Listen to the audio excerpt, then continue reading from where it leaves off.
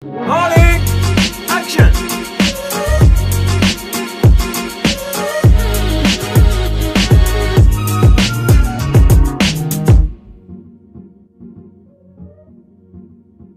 Oke, bismillahirrahmanirrahim. Assalamualaikum warahmatullahi wabarakatuh. Waalaikumsalam.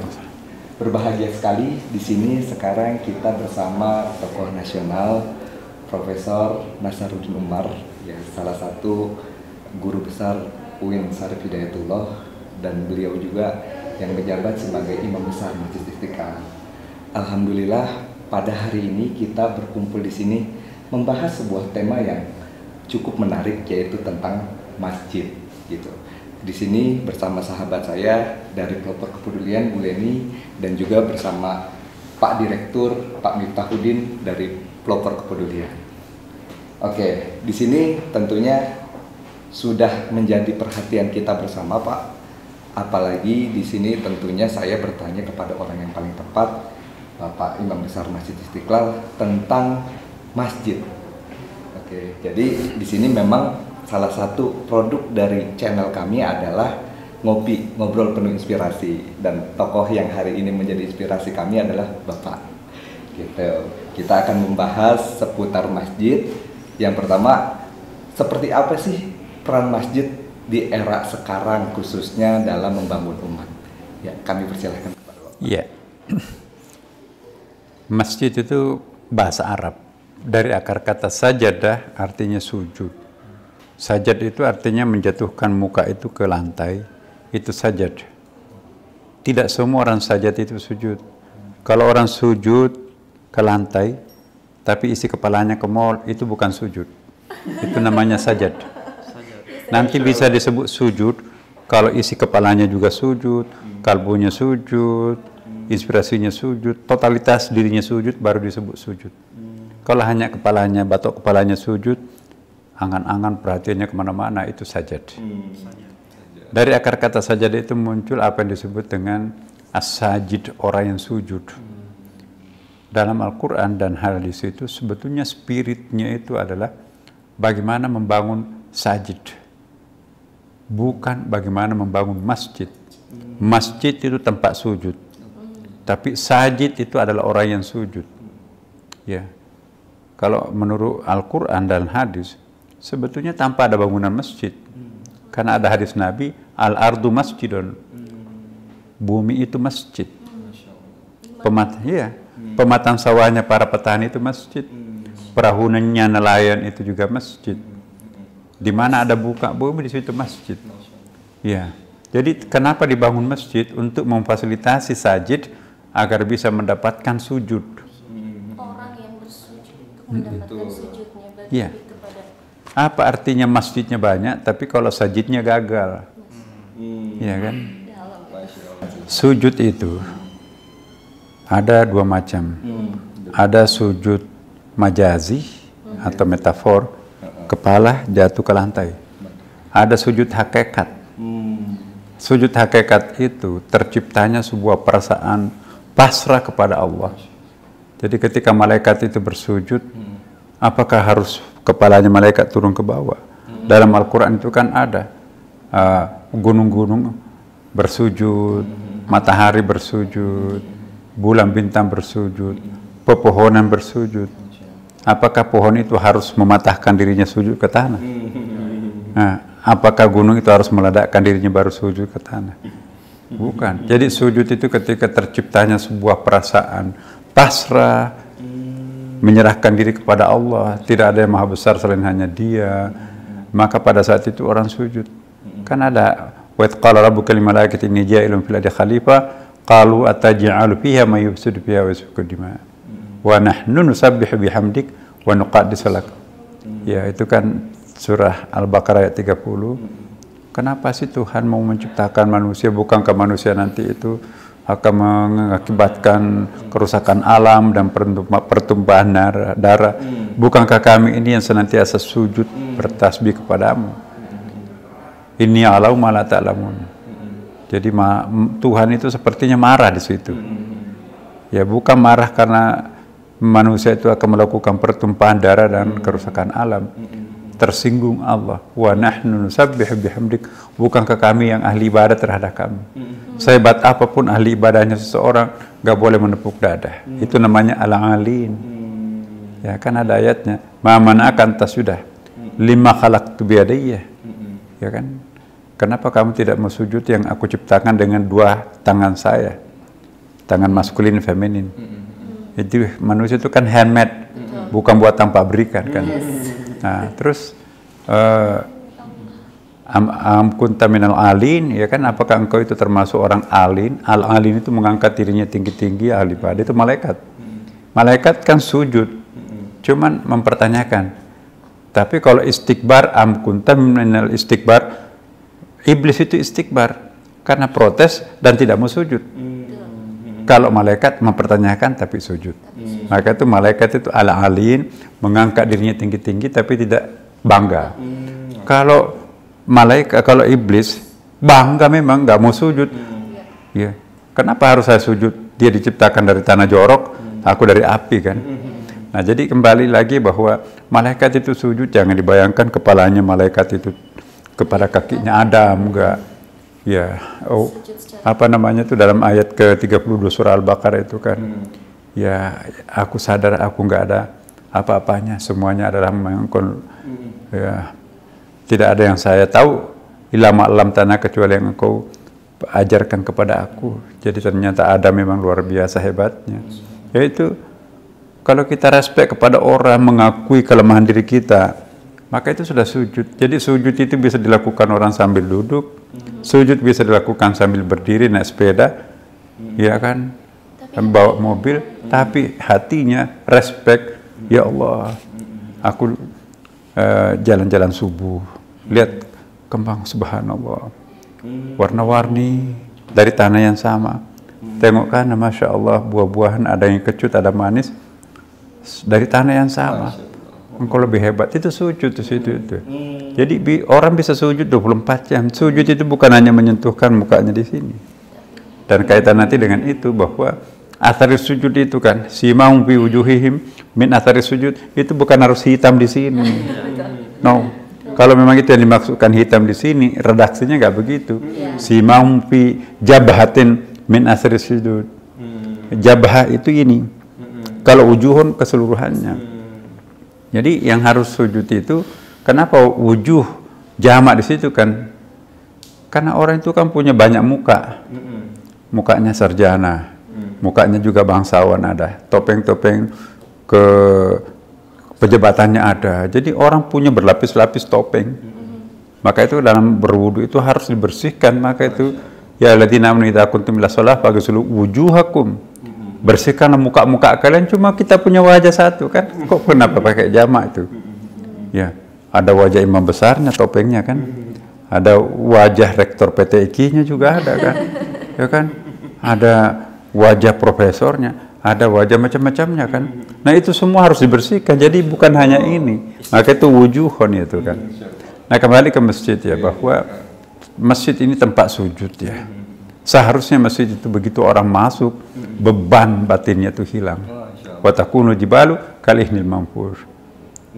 Maka begitu kita masuk ke masjid, maka beban yang menggunung di pundak ini, bertengger di pundak ini, berterbangan bagaikan kapas.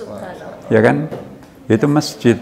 Jadi ada masjid rasa hotel, ada masjid rasa restoran, ada masjid rasa aula serbaguna, ada masjid rasa masjid. Tidak semua masjid sama kan. Masjid di Mekah 100.000 lebih utama daripada di sini kan. Masjid Madinah 20.000 lebih utama. Itu buktinya bahwa tidak semua masjid sama. Masjid yang ratusan tahun dipakai sujud nggak sama dengan masjid yang baru kemarin dibangun, ya kan? Maka itu masjid tua itu bekasnya tuh kuat, itu berkahnya. Nah, gitu. Masjid apa semakin berkah, semakin banyak. Boleh dilanjut. Jadi yang ini seirama dengan pertanyaan tadi. Ya memang kebetulan beberapa waktu kemarin saya ziarah keliling ke wali-wali gitu kan. Bagus ya. Betapa peran dari masjid seperti itu gitu kan. Cuman kan hari ini banyak bertumbuhan masjid-masjid baru ya. Gitu. Mungkin ada apa nih, maksudnya ibaratnya di mana Istiqlal ini menjadi sentral daripada Masjid Nasional gitu kan, istilahnya hal yang mungkin menjadi himbauan dari para pengurus-pengurus masjid untuk bisa menjadi berperan dalam membangun umat.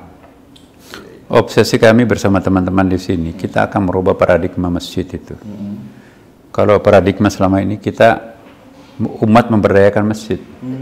Nah kita balik, masjid yang memberdayakan umat. Masya Allah, benar-benar. Dahsyat nih.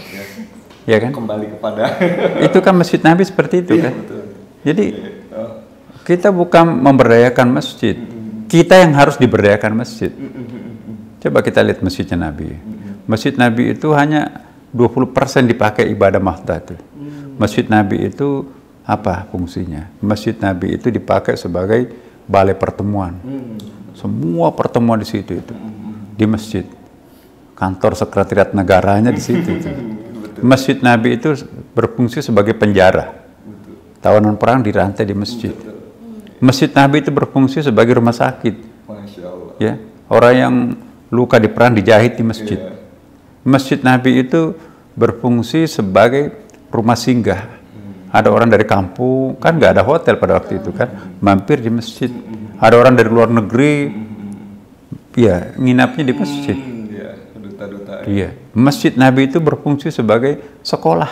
Masya Allah. Nah, sekolah apapun, ada TK-nya juga ada kan, ada hadisnya itu kan.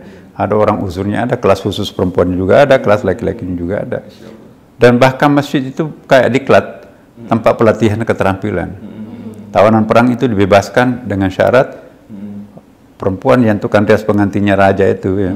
Itu harus membebaskan 20 orang gadis-gadis Madinah untuk salon ya, salon kecantikan. Masya Allah. Nah, kemudian juga ada lagi samak kulit keterampilan tuh ya. Untuk laki-lakinya siapa yang berminat untuk tukang kayu, tukang besi, tukang bikin senjata canggih ya. Nah, tukang batu itu satu kelas 20 orang harus dimerdekakan, diajari itu. Nah, jadi masjid itu pusat kegiatan masyarakat. Di situ sekretariat negara. Di situ ada Baitul Malnya kan, dipimpin oleh Abi Hurairah.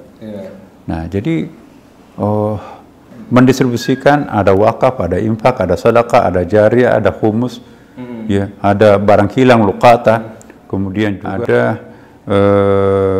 dam ya, denda-denda itu ya, kemudian juga kafara. Semua pundi-pundi, ada 27 pundi-pundi umat pada waktu itu menyatu di masjid, dikotak-kotakkan.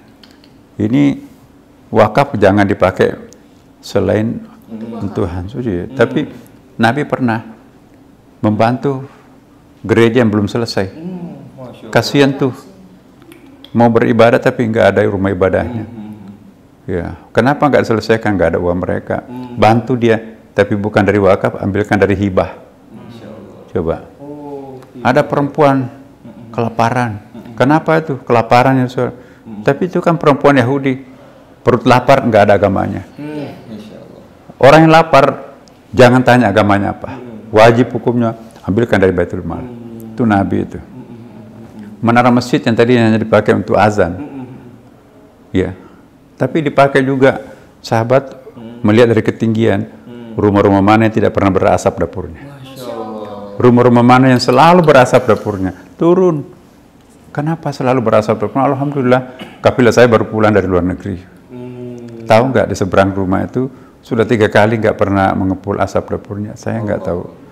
Jadi menara masjid itu bukan gagah-gagahan, itu sosial kontrol itu kan. Biasanya fungsi masjid pada zamannya Rasulullah tidak dengan hari ini, fungsi masjid hari ini nih. Nah, Istiqlal kita akan jadikan seperti itu. Amin, ya rabbal alamin. Sepertinya zaman atau era New Frog nih Istiqlal. New Istiqlal ya Prof.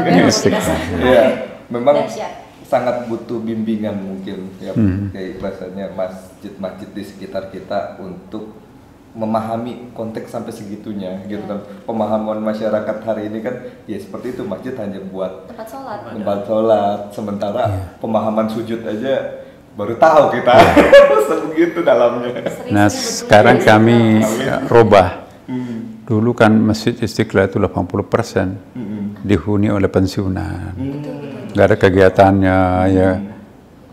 Tapi kita balik, 20% orang tua 80% milenial. Hari ini banyak kaum muda ya masuk ke masjid.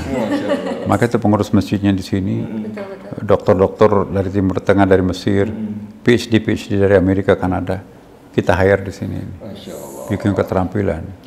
Masya Allah, dahsyat. Luar biasa. Jadi kita buka pengkaderan ulama perempuan. Kan selama ini kan yang menafsirkan Quran, yang menafsirkan hadis itu para ulama. Ulama itu kebanyakan hampir semuanya laki-laki. Nah, apa jadinya kalau perempuan? Apa kalau Quran itu ditafsirkan oleh para laki-laki? Pasti ada bias laki-lakinya kan. Nah juga Prof ini memang gender. harus Tesis dari dia. harus ada laki-laki dan perempuan. Iya, benar-benar. Jangan dimonopoli oleh satu jenis kelamin dalam suku itu. Setuju. Kan Indonesia itu kan perempuannya lebih dari 50%. Betul. Lebih banyak. Iya. Lebih banyak emang 4 Iya. kali lipat. Nah, jadi kita harus Al-Quran juga itu kan juga lebih banyak berwajah feminin daripada maskulin. Allah pun juga. Ya, mohon maaf ya kalau saya berani mengatakan Iya. Allah itu lebih menonjol sebagai the mother of God daripada the father of God. Yes. Nah, Asmaul Husna itu. Betul. Asmaul Husna itu kan 99. Coba teliti deh. 80% diantaranya itu feminin. 20% maskulin. Bismillahirrahmanirrahim. Apa itu? Luar biasa. Mengawali semua Al-Quran. Masya Allah. Apa menjadi satu titik utama ya untuk Iya. pembangunan masjid. Artinya teman-teman perempuan mempunyai hak dan kewajiban yang sama untuk sama-sama membangun masjid hari ini. Bukan begitu, Prof? Iya. Apa jadinya kalau pembangunan kita itu didominasi oleh energi maskulin? Iya. Pembebatan hutan, ya kan? Kemudian pembakaran, penggusuran, ya, perusakan lingkungan karena struggling, ya kan? Akibatnya apa? Banjir, longsor, Itu yang hari ini terjadi. gunung batuk berjamaah itu kan? Batuk berjamaah. Tapi Itu. ini, Kiai, ada pertanyaan juga. Batuk berjamaah. Berawal dari yang tadi disampaikan bahwa masjid itu nggak cuma buat ibadah, tapi banyak juga nih kita lihat, kita perhatikan masjid-masjid yang boleh nggak sih menyampaikan dari sisi politik, kemudian ekonomi, itu gimana Pak Kiai? Ya, masjid itu bisa digunakan untuk pemberdayaan umat. Kalau politik itu menjadi indikator atau salah satu faktor untuk pemberdayaan umat, itu juga boleh. Tapi lain bedakan antara politik sebagai science of political, ya. Jadi politik sebagai ilmu atau politik sebagai praktik, gitu kan. Saya di Istiqlal ini no way tidak ada political practice di sini. Jadi partai-partai politik di sini masuk semua atau tidak masuk semua. Artinya begini, siapapun boleh pakai. Ini kan rumah besar untuk umat Islam. Mau partai apapun juga, mau mazhab apapun juga, mau apapun juga lah. Tetapi yang nggak boleh di Istiqlal ini ada yang mau mengklaim partai ini. Ya, maka itu pengurus masjid sebaiknya nggak ada yang dari partai politik. Karena kalau masukkan satu partai politik yang lainnya cemburu, ya kan? Lebih ini adalah milik bersama. Jadi masjid ini adalah tenda besar untuk umat Islam.